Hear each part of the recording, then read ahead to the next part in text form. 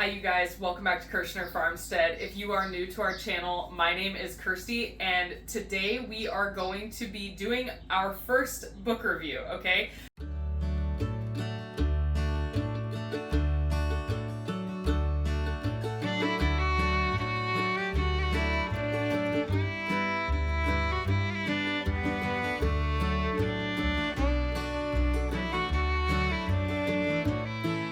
So we met this author through Facebook, and we were talking for a while, and then we told her, we would love to do a review of your book.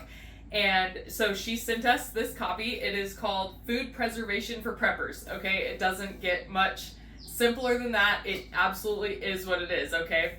The number one thing that jumped out at me when I first read this book is that it really emphasizes the fact that even if you are busy, even if you have a full-time job outside of the home, you can still be putting food away. You can be preserving food and everything like that. It really does reach out to people that are kind of strapped for time, right? So because I hear all the time, well, I don't have time to prep. I don't have time to preserve food. I don't have time to, can or whatever. But she really goes the distance explaining how to preserve food in the most time efficient manner, okay? And I think that is really important, especially in today's day and age. There's just so many people that think, I would never have time for that. But there is a way, there really is, and she explains it very well, okay? And then in the next chapter, after the beginning, where she talks about time management and everything, she goes into the history of food preservation. Now, you guys, history is my all-time favorite subject, okay? I can watch history documentaries, I can read history, I can everything, right? I love history so much, and she actually delves into the history of food preservation. So how much better can it get for me personally than history and food preservation put together, right? It is just amazing. She goes all the way back to the days of ancient Egypt, right? And how they would dehydrate and stuff. It's fantastic. It's a very interesting chapter, and it immediately caught my attention.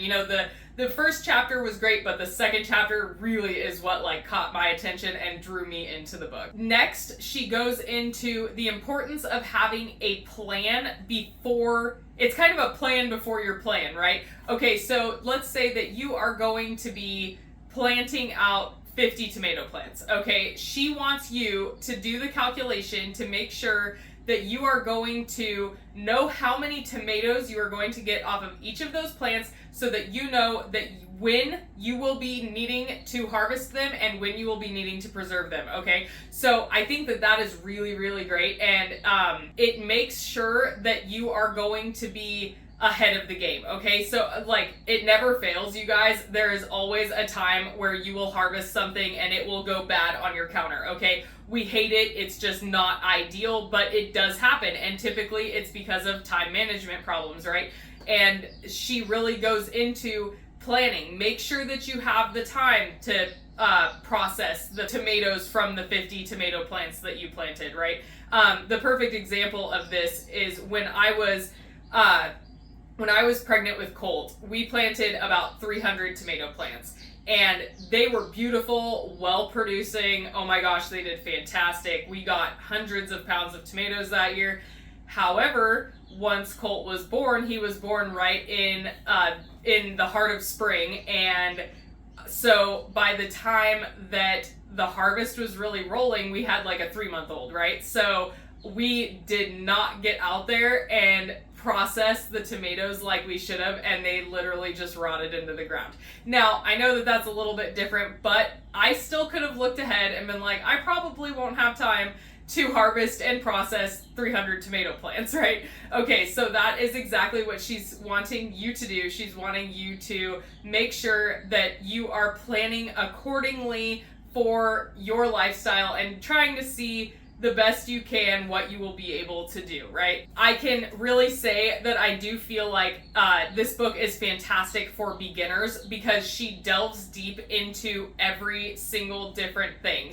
But it was also very entertaining, and I also learned a lot about history of food preservation that I did not know before. So I would say that whether you are a beginner or an experienced food preservationist, that you definitely can still benefit from this book, okay? So with the planning, she also goes deeply into storage methods, okay? So she talks everything from bags and containers that you will be using all the way up to where you will be storing your finished product, right? Because your finished product will eventually need to have a home, okay? Trust me, and I promise you that there is not a preserver out there that doesn't say, oh yeah, I went a little crazy on canned mandarins this year, or something to that effect, right? And I have 50 cans of mandarins that I don't know where I'm gonna put, okay? So she delves deep into explaining that you guys need to make sure that you will in fact have a place to put your finished products, because it is important, okay? So after going over where you are going to store your items, she goes into keeping inventory and how important that is, okay? You guys, I know that nobody loves taking inventory, okay, you guys?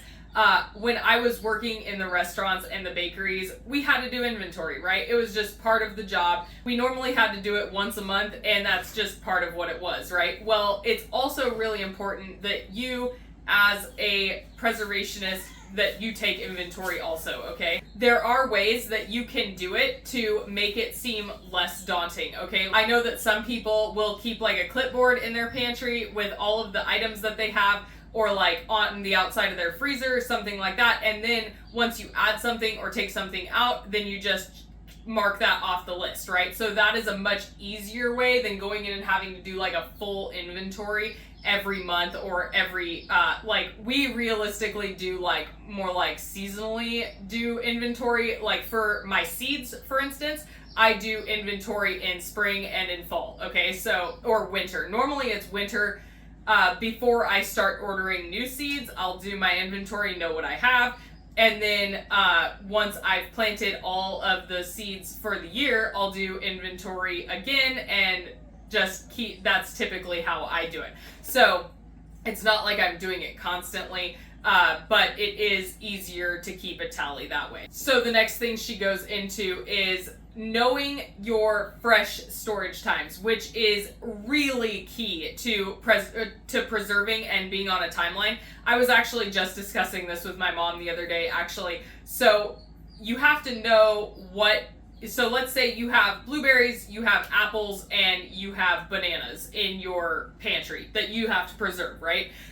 You know that you have to check the blueberries and the bananas first, because apples are most likely going to stay good longer than, say, the blueberries and the bananas, right? So make sure that on your food preservation list that you are going to be checking off the items that are going to go bad first, okay? So like, oh, I have to make a blueberry jam. Use those blueberries up today, and then, oh, I'm going to freeze dry bananas, and I am going to chop up the bananas and get those in the freezer tomorrow, and then the following day, or following week even, then I'm going to do the apples, okay? Then you can make those into applesauce. Now, there is something to be said for the quality of the fruit that you are using. Like, let's say that you have the same apples, bananas, and blueberries, but maybe the apples were seconds and they have bruises on them and they're going to be going bad faster.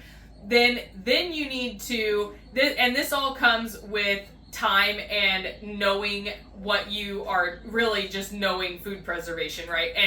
And you'll know, okay, so now those blueberries look fine. They'll last until tomorrow, but these apples, they won't. Even though an apple will typically stay longer than a blueberry will, maybe those apples aren't as good, right? So she goes over all of the different ways to know food freshness, which is definitely key to preserving. Like, I cannot stress that enough. Make sure that you are aware of the freshness of what you have on hand, so that you know what order to preserve in, because if not, you can really get yourself in over your head, and what you could have apples, blueberries, and bananas going all in one day, and you have your kids, chattering at you in the background, and you have to make dinner and everything. So it really is key to staying on a happy, healthy schedule, really, because I try to preserve something daily, pretty much. Like, I'm either preserving or baking daily, and it's way less stressful than if you try to just like bombard yourself all in one day for an entire week, right?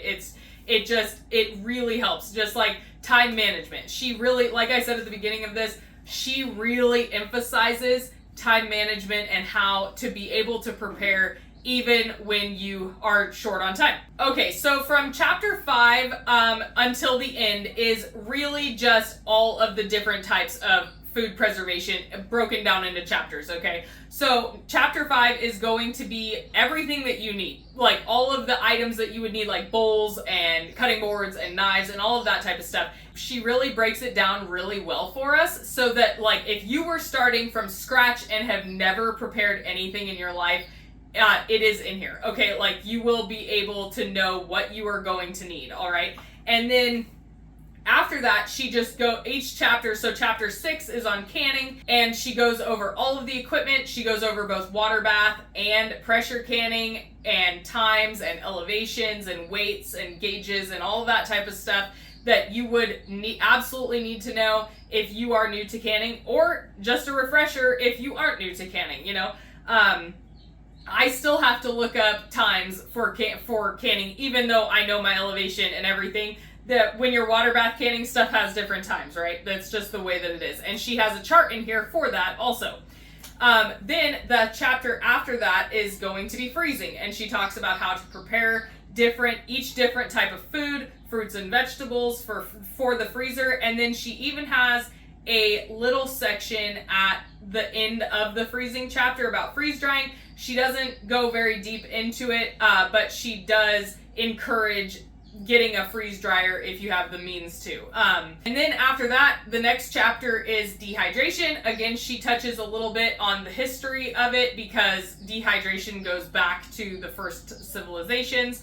And then the final chapter about preserving is pickling and fermenting, which is an a very interesting chapter. She talks about the difference in pickling and fermentation, which is nice, goes into the science of that a little bit.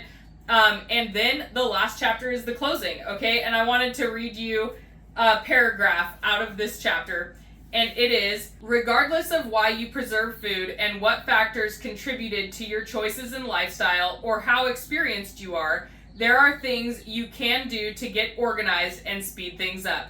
We can all reduce time and stress without cutting corners or compromising quality.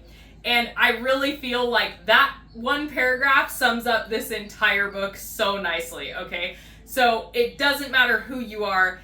It doesn't matter why you are wanting to preserve food, but it just tells you how to do it, and that you absolutely need to, okay? I believe that everybody needs to preserve food, because no matter what, there is a chance that you could get snowed in someday, all right?